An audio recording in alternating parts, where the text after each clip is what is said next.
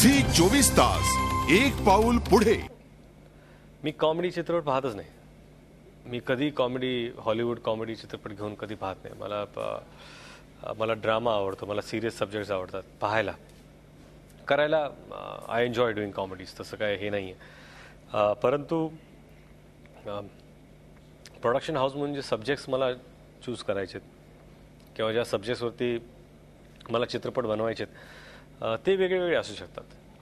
BP हा एक बालक हा एक इम्पॉर्टंट सब्जेक्ट आहे, जो मी ज्या मराठी चित्रपटात मी काम करणार आहे तो आउट अँड आउट कमर्शियल चित्रपट आहे. म्हणजे त्या प्रकारचा कमर्शियल चित्रपट मी मराठीत पाहिला नाही, किंवा त्या जॉनरचा जो कमर्शियलिझम मध्ये सुद्धा एक जॉनर असतो, तो जॉनर आम्ही ट्राय करतोय मराठीत.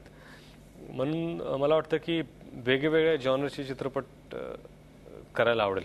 पण रितेश, तुझ्या प्रोडक्शन हाऊसमध्ये कायम मराठी सिनेमेच पाहायला मिळणार आहेत? नाही, प्रथम पहिले 2 चित्रपट मराठीत होत आहेत. हिंदी चित्रपट अजून सब्जेक्ट मला तसे खास मिळाले नाहीत. होऊ शकतं की BP हा आम्ही हिंदीत सुद्धा बनवू. अगदी माझा दुसरा प्रश्न हाच होता तुला की जर BP चालला तर कसं काय? म्हणजे नाही, कसं आहे की बऱ्याच लोकांना जे आमच्या ट्रेडमध्ये मुंबईत जे ट्रेड्स पंडित आहेत किंवा बॉलिवूडमध्ये हिंदी चित्रपटसृष्टीतले जे माझे मित्र आहेत ज्यांनी ह्याचा प्रोमो पाहिला आहे, त्या सगळ्यांना वाटलं की हा चित्रपट हिंदीत का नाही आणि मराठीत का.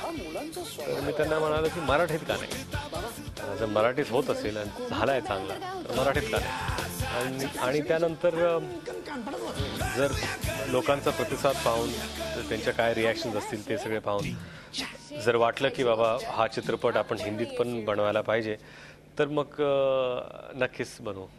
रितेश, आता जसं तू म्हटलंस की हिंदीत तू बनवला असतास, पण तू हिंदीत न बनवता तो मराठीत बनवला.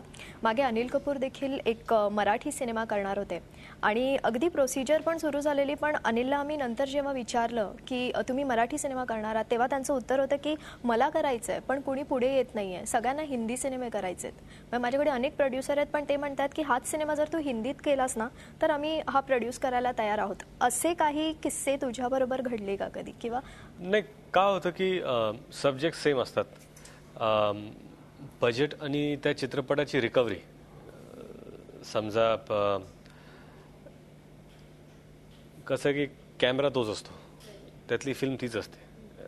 ती फिल्म तुम्ही मराठीत शूट करता म्हणून त्याची किंमत कमी होत नाही.